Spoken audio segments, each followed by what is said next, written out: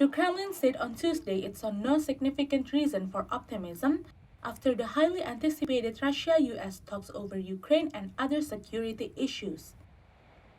The talks, aimed at diffusing tensions over Ukraine, took place in Geneva on Monday and offered no sign of immediate progress.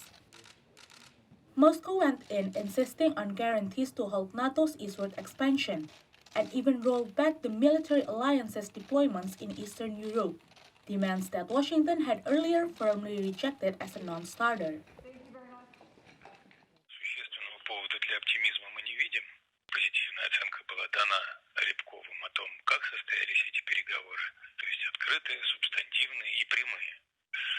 Но это не процесс ради процесса. Здесь важен результат. По результату пока сказать нечего. Last month, Moscow submitted draft security documents demanding that NATO deny membership to Ukraine and other former Soviet countries and roll back the alliance's military deployments in Central and Eastern Europe. Washington and its allies have refused to provide such pledges, but said they are ready for the talks.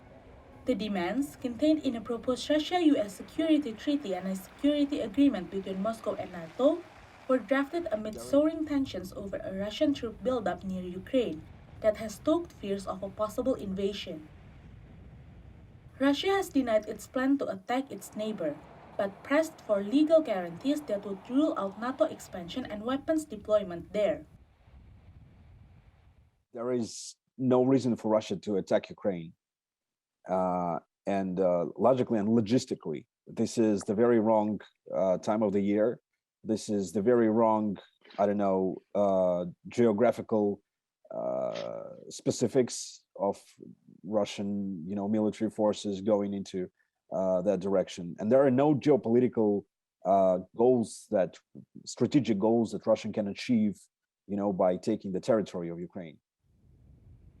After the Russia-US meeting in Geneva on Monday, Moscow and NATO representatives are expected to meet later this week.